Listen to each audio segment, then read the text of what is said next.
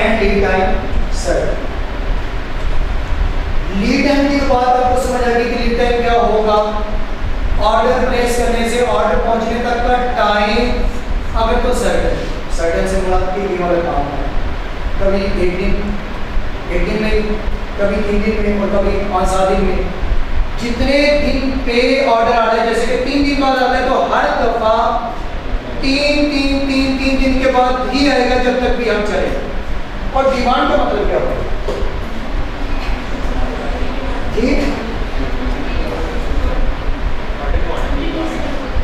Annual demand, जितनी quantity daily इस्तेमाल हो रही होगी। लीड टाइम भी तो दिनों में देखते हैं। अगर दिन में 1 kg शुगर इस्तेमाल होती है तो आप ये देखेंगे कि अगर वो है डिमांड, हर रोज फिर 1 kg ही इस्तेमाल होगी। और जो पहुंचने का टाइम है, अगर 3 दिन में ऑर्डर पहुंच जाएगा तो फिर 3 दिन हर दफा ही हुआ करेंगे। जब भी हम मंगवाएंगे, जब भी ऑर्डर देंगे, तब 3 दिनों में पहुंचेगी। और डेली का उसका इस्तेमाल 1 kg से ज़्यादा ना 1 kg से कम होगा। तो आपको पता चल जाएगा कि कितने kgs रखेंगे या कितने दिनों की पड़ी होगी तो इसे ऑर्डर देना होगा। इससे ही ऑर्डर लेवल पता चलेगा, मतलब कितने kgs पड़े या कितने डेज की पड़ी है और कितने दिनों में ऑर्डर आ जाएगा। तो एक सेफ्टी साइड होगी या नहीं होगी कि अगर 3 दिन में ये पता है एग्जैक्ट कितने दिनों में ऑर्डर आ जाएगा, तो फिर अगर ऑर्डर 3 दिनों में आता है तो 3 दिनों की पड़ी होगी तो ऑर्डर दे देंगे। ऑर्डर आ जाएगा तो दे देंगे, यहाँ ऑर्डर इस्तेमाल करेंगे, सर्टेन है। तो यहाँ पर फॉर्मूला में क्या पड़ेगा, ROM reorder level is equal, और ये यूनिट्स, क्योंकि यूनिट्स रीऑर्डर लेवल। अब इसमें डिमांड और ये होंगे यूनिट्स पर दिन। हर दिन कितने यूनिट्स इस्तेमाल हो रहे, हो सकता है 300 हो। अगर यूनिट्स में बात कीजिए तो वो कहेंगे 300 यूनिट्स डेली की इस्तेमाल हो रहे। ठीक है भाई, कितने दिनों बाद ऑर्डर आता है, कहते हैं कि एग्जैक्ट 3 दिन के बाद ऑर्डर आ जाता है।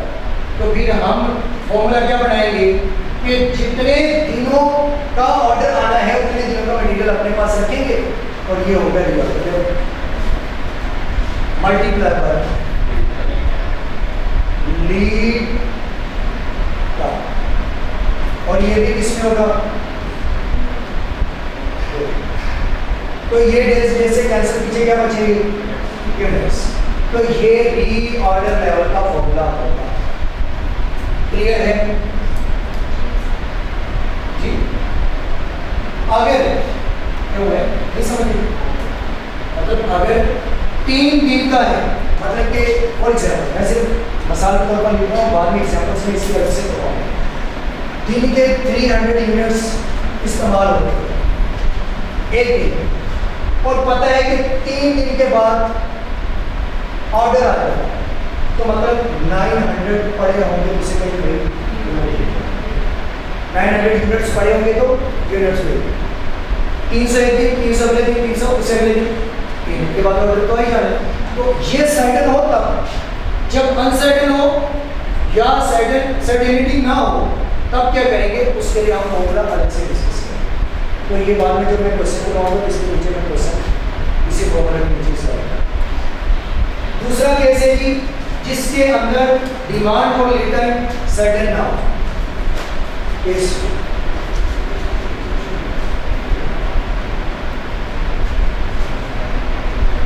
Demand and lead time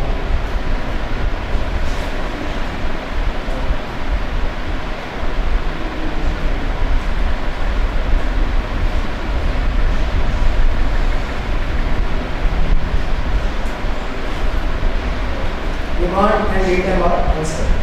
demand और लीड टाइम जो है वो अनसर्टेन, क्लियर नहीं है कि कब यूनिट्स पहुंचे, और डिमांड का भी नहीं पता कि कितने इस्तेमाल हों।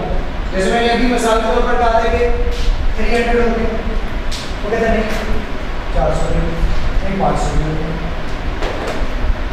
तो मतलब कि 300 वाली बात तो वैलिड है। कभी 400 भी हो जाते, कभी 500 भी हो जाते, कभी कम भी होती है। और पहुंचती कब है डिलीवरी, वो कहते हैं 2 to 7 days लिखिए, कभी 2 दिन में आ जाती है, कभी 4 दिन में, कभी 5 में, कभी 7 में। क्योंकि आप कोई भी ऑर्डर ऑनलाइन करते हैं ना तो लिखा होता है डिलीवरी 2 to 5 days या 7 days और वर्किंग डेज। अब वो जो टाइम है उसके अंदर अगर डिलीवरी आती है तो आप अपने माइंड में क्या सोच के बैठे होते हैं कि आपको वो प्रोडक्ट जो ऑर्डर किया वो कब मिलेगा।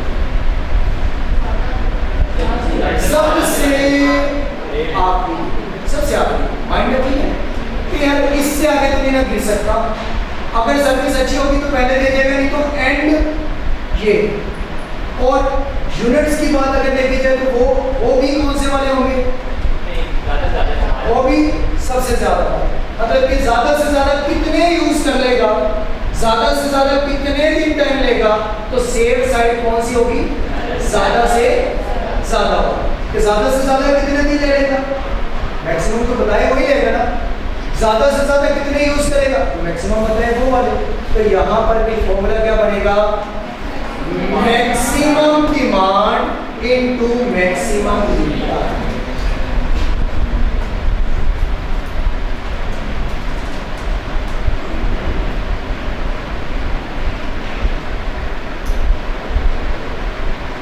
मैक्सिमम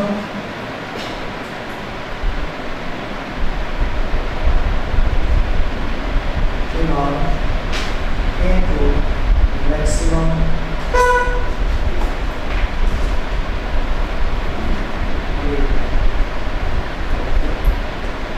मैंने इनके साथ ऊपर लिख दिए कि अगर ये डेज में है तो ये भी डेज में, अगर ये वीक्स में है तो ये भी वीक में। तो मतलब इन दोनों को यूनिट आपके पास सेम होने चाहिए ताकि वो कटने के बाद आंसर तो मतलब कि एनुअल डिमांड अगर वो वीकली इस्तेमाल, वो एनुअल डिमांड क्या है, अगर वो डिमांड वीकली बताएगा तो जो लीड टाइम है वो भी वीकली होगा, अगर वो डेली बताएगा तो वो भी डे के अकॉर्डिंग ही होगा। इन दोनों के यूनिट्स आपके पास सेम या इक्वल होने चाहिए। इसके बाद ना जगह छोड़ दीजिएगा और उसके बाद मतलब बाहर से करने के बाद हम इसको रीऑर्डर लेवल के बाद हम पढ़ेंगे मैक्सिमम इन्वेंटरी। तो पता होना चाहिए ना कि मैक्सिमम कितनी इन्वेंटरी पड़ी हो, क्योंकि आप देखें यहाँ पे अगर यहाँ पर आप कब में देखें तो ये सबसे ऊंचा कब है, मतलब कि यहाँ पर मैक्सिमम तो पहुँचा हुआ कि कितनी होनी चाहिए मैक्सिमम इन्वेंटरी कि हम उसे दोबारा ऑर्डर दे दें, कहीं ऐसा ना हो कि पता ही ना चले तो ऑर्डर कब दे रहे हैं। तो ये डिसाइड कर लिया कि maximum lead time maximum demand ये तो हमने देख लिया, ये भी तो पता हो कि मैक्सिमम कितनी इन्वेंटरी पड़ी हो कि हम सेफ साइड पे जा सकते हैं। मैक्सिमम कितनी इन्वेंटरी पड़ी हो कि हम सेफ साइड पे जा सकते हैं। जैसे मैंने मैक्सिमम डिमांड बोला, वो अगले दिन कह भाई 1000 ले आओ, तो ये भी तो माइंड में होना कि मैक्सिमम पड़ी कितनी ताकि उनमें से 1000 निकाल के उसे दे। तो मैक्सिमम इन्वेंटरी बेसिकली अगर आप देखें तो उसको क्यों कैलकुलेट करेंगे, उसको इसलिए करेंगे कि इतनी भी ज़्यादा ना पड़ी हो कि स्टोरी पड़ जाए, नया लेना पड़े, हर चाहे फुल हो जाए, तो इतनी ज़्यादा भी इन्वेंटरी नहीं होनी चाहिए। मैक्सिमम एक लिमिट वो भी हमें पता होनी चाहिए कि कहीं हम कॉस्ट ही बेयर ना करते, हम अपनी स्टॉक और जो कॉस्ट है उसे मैक्सिमाइज ही ना कर दें। हम अपनी कॉस्ट को मैक्सिमाइज करने से बचाने के लिए मैक्सिमम इन्वेंटरी वो डिसाइड करेंगे कि कितनी होनी चाहिए। मैक्सिमम इन्वेंटरी को पता चल गया, क्यों करेंगे कैलकुलेट कि कहीं इतनी ज़्यादा ना ले आए कि हमें स्टोरी अलग से लेना पड़ जाए और इतनी ज़्यादा इस्तेमाल ही ना होती हो। वो कहेंगे कि भाई आपको पता है कि मैं ज़्यादा से ज़्यादा कितने इस्तेमाल कर लूँगा, तो आप इतने ज़्यादा क्यों ले आए। तो वो हमें वो भी पता हो कि मैक्सिमम इन्वेंटरी कितनी हो कि हम अपनी कॉस्ट को जो है वो कंट्रोल कर सकें या उसे मिनिमाइज कर सकें। उसके लिए फॉर्मूला क्या होगा, यहाँ से मैक्सिमम मिनिमम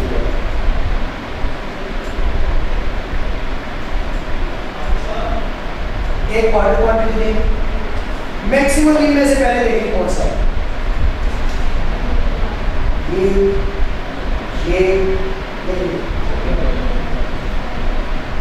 इनमें से कौन सा होगा, ये वाला बड़ा है, ये वाला बड़ा है, ये वाला बड़ा है, ये गलती से भी बड़ा हुआ हो तो क्योंकि ऑर्डर क्वांटिटी जो आपने करनी है, मैंने बोला था वो हमेशा सेम रहेगी। मैंने ये बनाने के बाद भी कहा था कि ये इसके बराबर ही होगा, हर दफा उतने यूनिट्स ही आएंगे, लेकिन मैक्सिमम इन्वेंटरी किस वक्त, इन्वेंटरी लेवल मैक्सिमम यहां पर अगर है तो कुछ ना कुछ यहां था तो मेरे को यहां तो क्या क्या है इसका, एक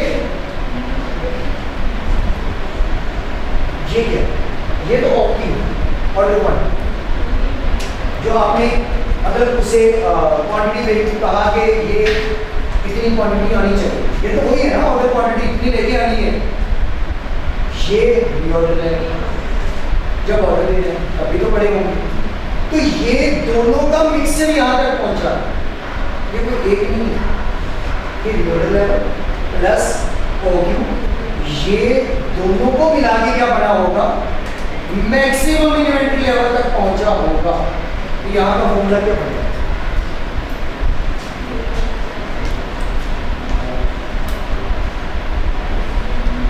मैक्सिमम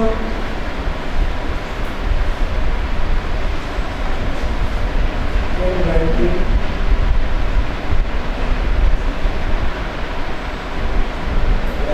ये मैंने बता दिया कि मैक्सिमम इन्वेंटरी लेवल हम डिस्कस क्यों कर रहे हैं कि कहीं ये ना हो कि आप इतनी ज़्यादा ही इन्वेंटरी रख लें कि हमें अलग से स्टोर लेना पड़े और हमारी कॉस्ट मैक्सिमाइज हो जाए।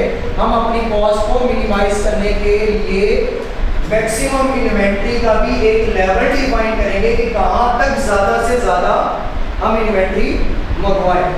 तो यहाँ पे ये मैक्सिमम इन्वेंटरी जो है ये इस टेबल के अकॉर्डिंग मैक्सिमम इन्वेंटरी लेवल ये पड़ा।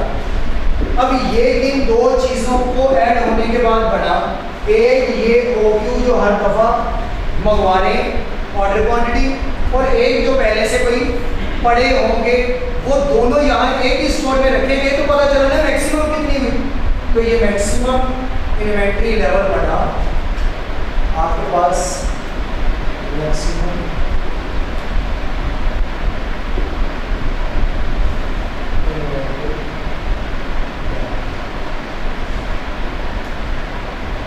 ये बराबर होगा OQ प्लस आप रीऑर्डर लेवल।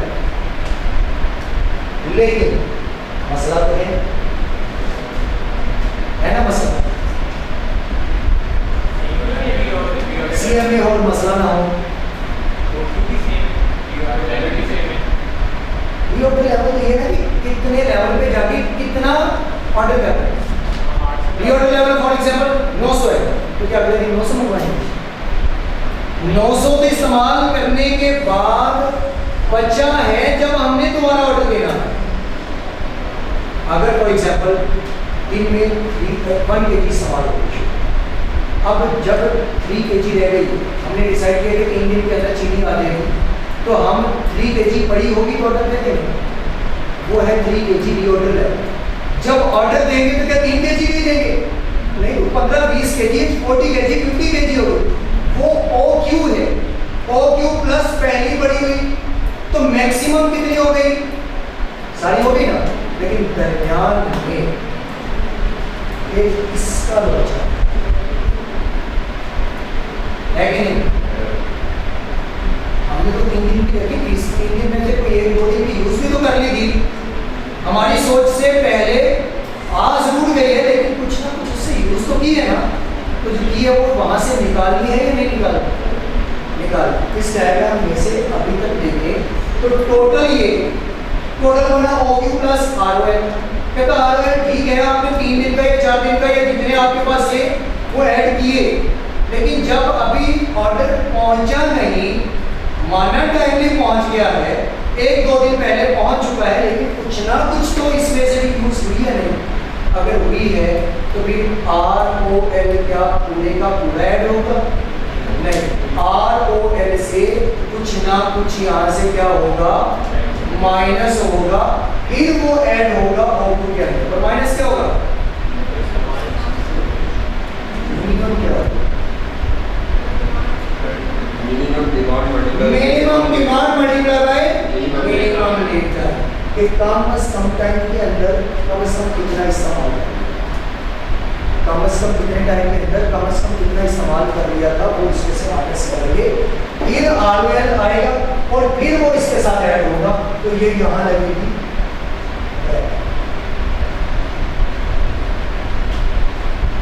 यहाँ आ जाएगा मिनिमम डिमांड मल्टीप्लाई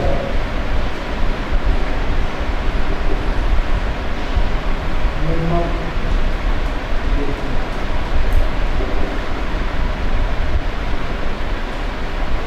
अब आ गया आपके पास मैक्सिमम इन्वेंटरी।